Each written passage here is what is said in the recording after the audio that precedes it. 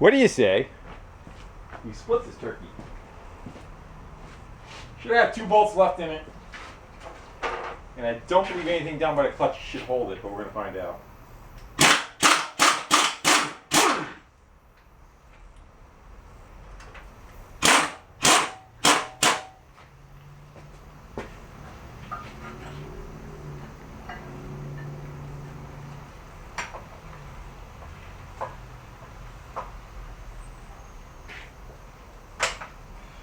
Here comes the owner.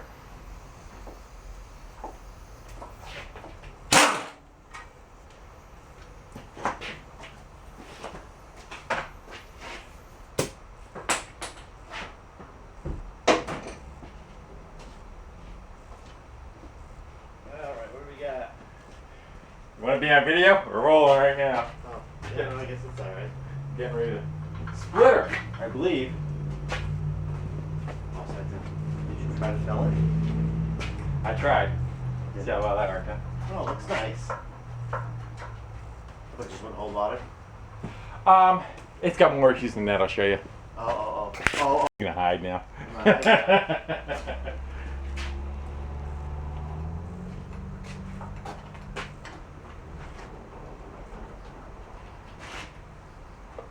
That is.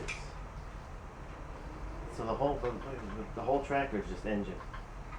Engine and trans. As long as that doesn't flip over backwards, we're good. Resting on that, so hopefully not. Do I need me to Call 911. stand underneath it already? Catch it? I just gotta get a little bit more off that.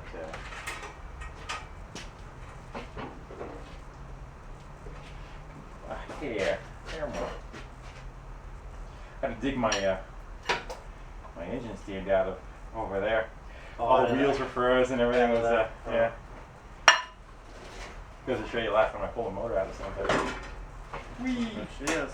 I'm trying to find another engine stand so I can transfer one from the other. Oh, real? Oh, it's not this much of a.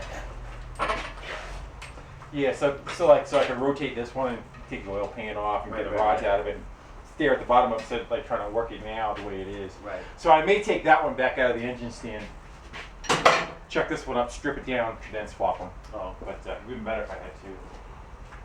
someday. Do you do a lot of engine swaps? Not as much as I used to. So it took a little bit of time and do a little bit of rearranging. I needed to free up my little hydraulic lift cart because it definitely makes life a lot easier. And this was the new replacement block that was on the engine stand, but I ended up swapping them over so that the one that's getting disassembled is on there and we can rotate it and get to it and all that kind of happy stuff. So we left off having to deal with this front pulley, and a bunch of you guys wrote in, made links and everything to how it is installed and removed. And the answer to the $64,000 question is yes, it's pressed on. It's not threaded on or anything like that. So it is a interference fit. It uses, when it gets installed, you heat it up in an oven or a hot plate or whatnot, it expands, and then it gives you some clearance and you can kind of quickly press that on.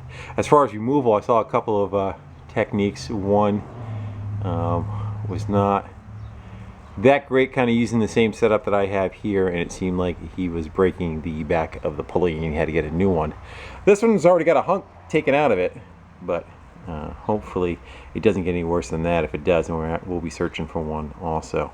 It might have some more cracking or something coming off of that spot right there. That spot. So it didn't seem like it was chewing the belt up or nothing, so I think if it doesn't get any worse than that, it should be okay. But we still have to get that sucker off of there. And one was using a big old setup that we were using last time, just a big puller and pushing on the center of it. Another one, they had it kind of set up where they had a bottle jack out here, and used the bottle jack to kind of press into a stud into the center of it, and use that to press it off. And it had some kind of like steel plate that they made up, or it might be even a kit or something to remove that. So I am going to go and see what I have to go and do the same. Maybe we'll try again with the puller a little bit, and if it doesn't go, we'll switch over to a bottle jack setup. But what I want to do is, it has threads in the center of it. I don't have a light with me, but there's threads in the center of it. I'm going to see if I can find something to thread into there so that I am pushing on that instead of pushing on what's in there and worry about damaging those threads. So let me see what we can come up with.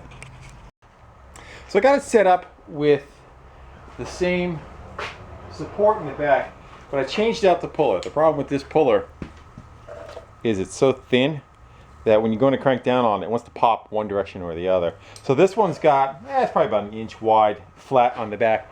So I figure we'll give that a shot for a little bit and see what kind of response we get with it.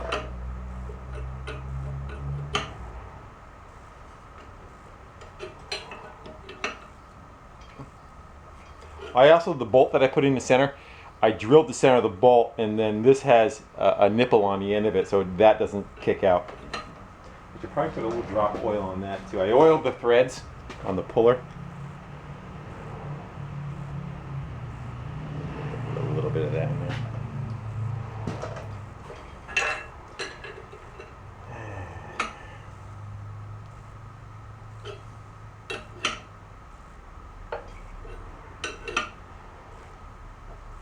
What are we going to do to stop that from doing that?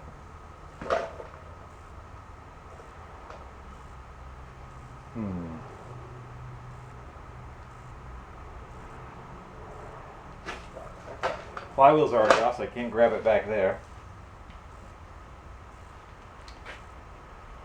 I shall set up, I'm going to put a chain strap on the back of it, and then I'm going to stick a bolt in the block. I'll keep it from turning. How about we try an impact gun first? Well, that does.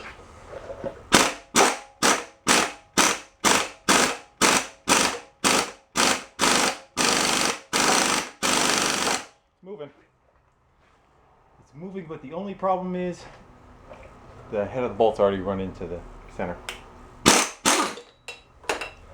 So I need a longer bolt. The right socket for that. Thank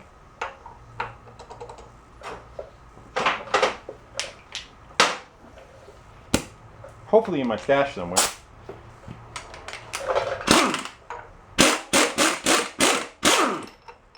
Find a longer one of those. That's what I was talking about by the center of it. Did you guys get kicked? You can still see. Yeah, but that's the center that helped keep it from walking. So that should work. Let me go see if I can go find something a little more suitable. So that's what I had in there. And that's what I found. I think what I'm going to do is I'll probably cut it probably about right there. And do the same. I'll dimple the middle of it. And then this I can probably keep on pushing all the way through because there's not going to be any head to hit on there. That should be able to give us a full pull. It's like it's already back about 3/8 of an inch. Got my oil. Some things you don't want to go in dry, you know.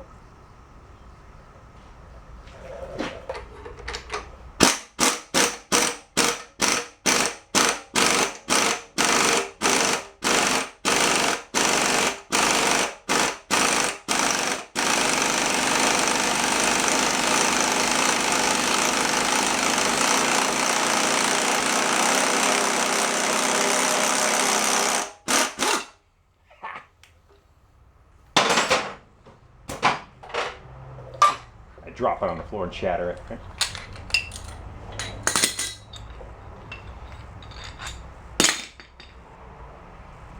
Only one chunk taken out of it, not by me.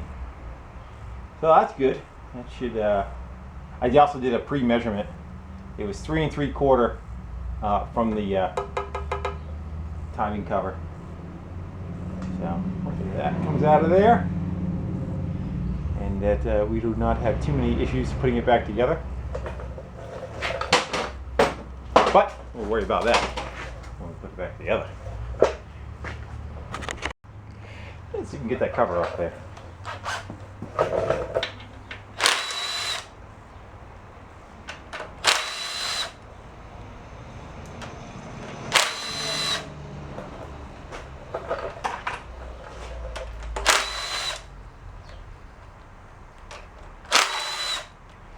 Nice out. Got to go for a motorcycle ride yesterday. About 2 hours on the dual sport. Battery's dead, but other than that, good ride. And I took Krusty out today for a ride for breakfast. Uh-oh. Is that a stud? Yeah. False alarm. Thought I broke it.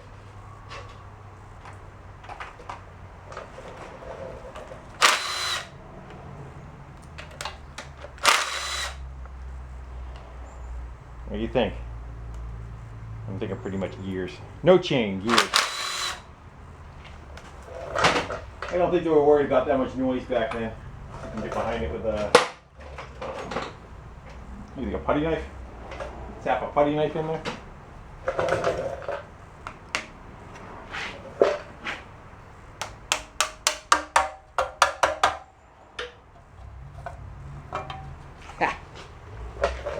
The old camshaft gear.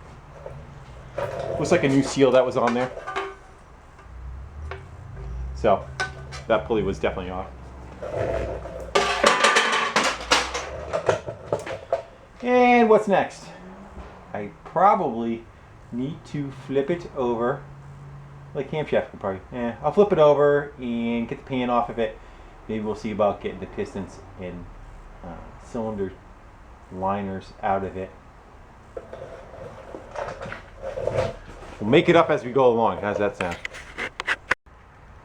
Oh, the hardware's loose on the pan. You gotta get the pan off with all the hardware on it, you think it's gonna go flying.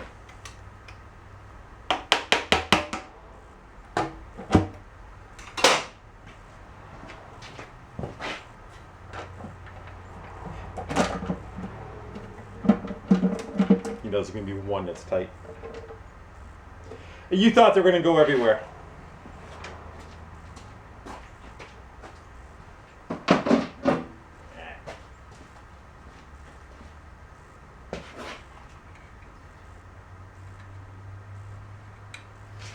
What that goo is. Check out the little retainers on the connecting rods. Hold on. First the goo. That kind of looks like it's probably could even be grease. Check those guys out. Castle nuts with cotter keys through each one of them. That's different. The pistons look really clean. Inside the block actually looks nice. It's got a light on the subject.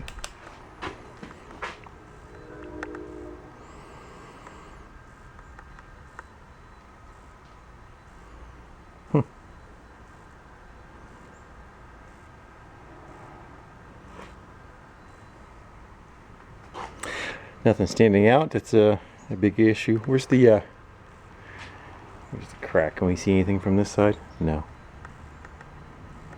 Guys are commenting on fixing and not fixing the crack. Do I want to get into that now? There's a couple of different ways to go ahead about doing it, which was really cool. Now, one is see the crack's right here. You have a jig. You set on the crack. You drill a hole, and it's got like a pin in it.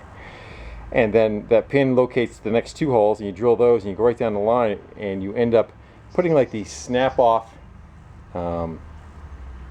soft screws in there. You run them down. There's like a jig that taps it, and then a stop. Essentially, it's just running screws all the way across. Brian rolled in, cranking the tunes. Where were we? We were talking about cracks. How's your crack? Anyway, so I'm just ad-libbing on this, but essentially the idea is you actually fill the whole crack with studs of steel. That one just makes me funny.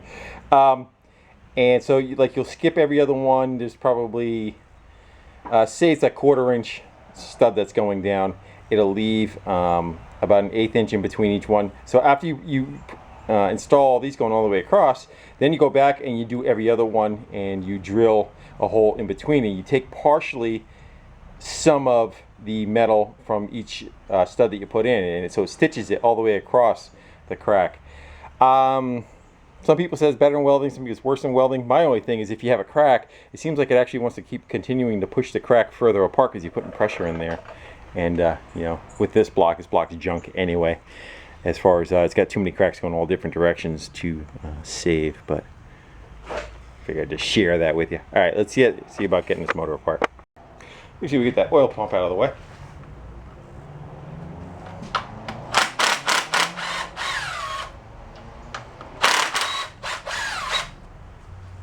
Gonna just pop right out of there. What do you think?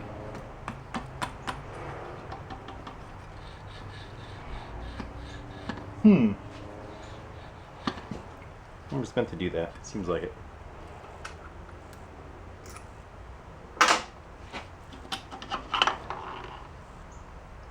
It's out of there. Judging by the two stops that are on that, looks like it's meant to do that. Well, we're supposed to tilt with the oil, maybe. Never starve for oil. It's on a sharp angle.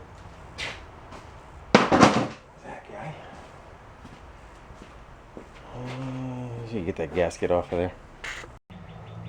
Yeah, let's see if we could drop a piston on the floor. I already took the two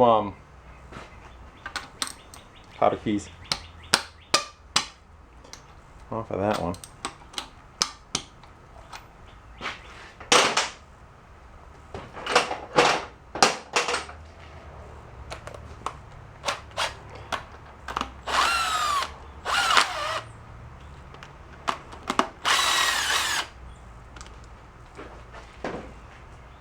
Let's go find a hammer that's not gonna beat nothing up. A little nylon hammer.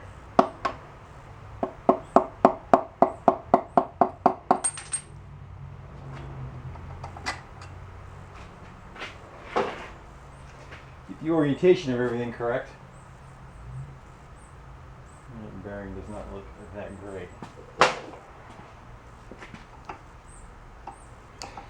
Let's see if we can push that sucker right out the other end,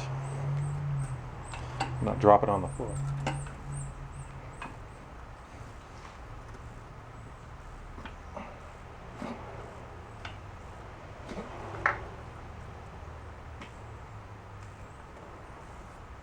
Kind of fighting me a little bit on the I am going to rotate this thing so that we don't drop stuff. Too bad.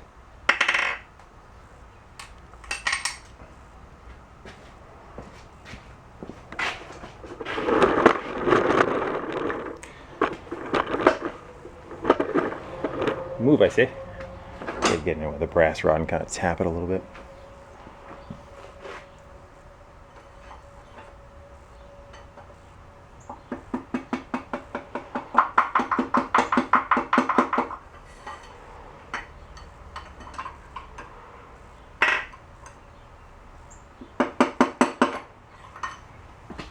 Moving.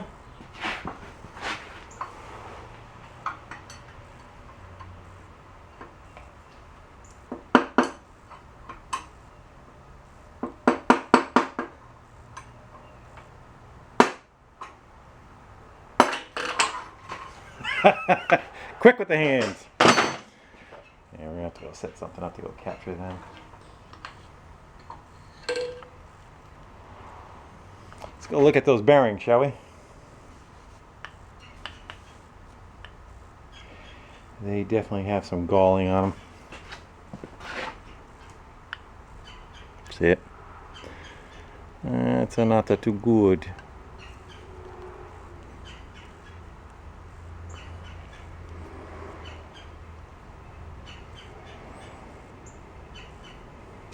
Wonder if it was a little tight when it was put together. Well, the pistons and rods are out of it. I took the end caps that covered the block up. I think we're down to the crank.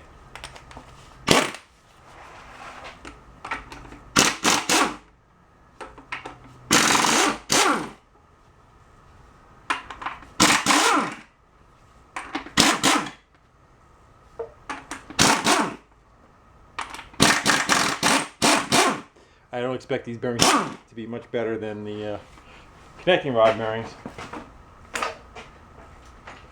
see what we get.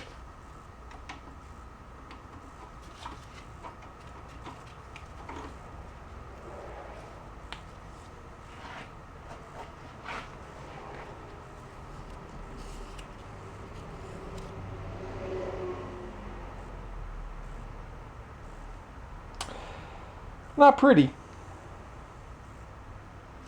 I wonder if rust. I wonder if like the rust that was in the valve covers and stuff that I showed got into the oil system and kind of pumped through it and kind of did a number on the bearings.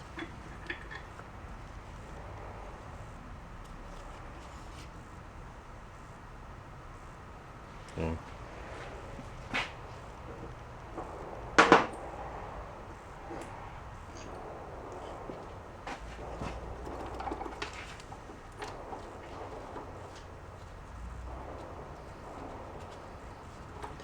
Come on. Don't make me get the impact on me. Yeah, that one's got some. That one's got some brass showing.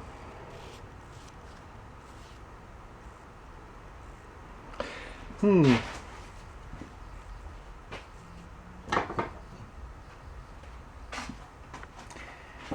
able to lift that right out of there. There you go. Throw that on the floor. Let that crack in half. Oh boy.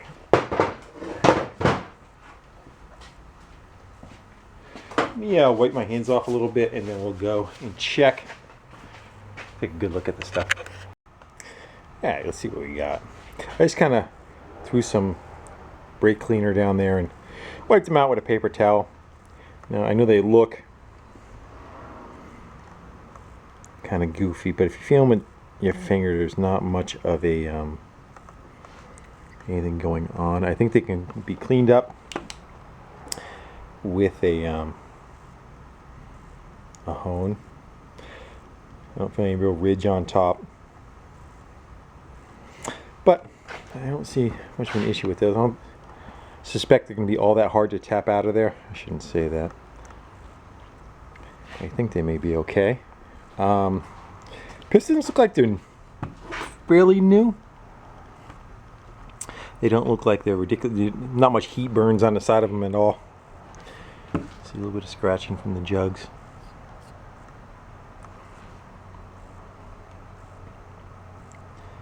But the worst part is the bearings. The bearings are just crap. Let's see. The rod bearings. Just crappy. Didn't spin any of them, but they got a lot of trash in them. And again, I think I'm kind of going with possibility of, I think, rust that was still in like the valve cover and rocker chain train. Kind of went through it, and it's essentially fine little metal pieces, you know.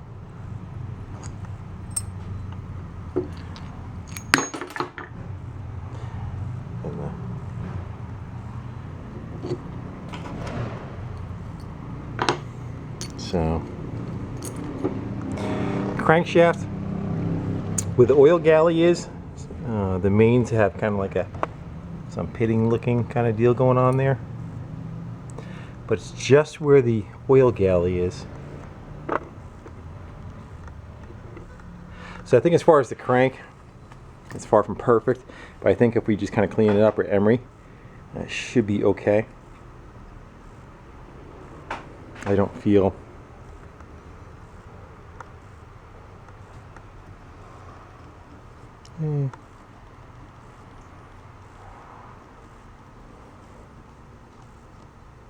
it's far from great, but I think it could be usable.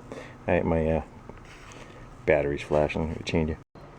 So we had a discussion before we took it apart that whether just to get an engine gasket set or should we wait till we take it apart and see what it needs. And I think the engine gasket set was like $60 or so. And then he said there was a possibility that they had a whole kit. It came with rings, pistons, bearings, gasket set. I'm not sure what level it goes to. So I'm going to have a conversation with him and see what he wants to do, and see what we want to go about chasing parts. But I'm not putting it back together with those bearings. It's definitely, that's not happening. But whether we decide to do the cylinder liners and the pistons and rings and that kind of thing, again, I think all that stuff is kind of new. I think they can kind of get honed up. But if they come with a kit and the price isn't too bad, you might as well. So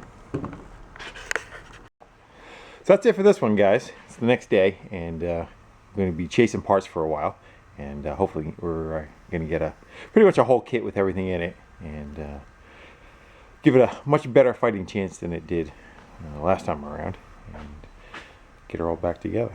So I'm going to go cut this one now, and again, everybody, thanks for watching, commenting, and subscribing, and hopefully back on it very shortly. Take care.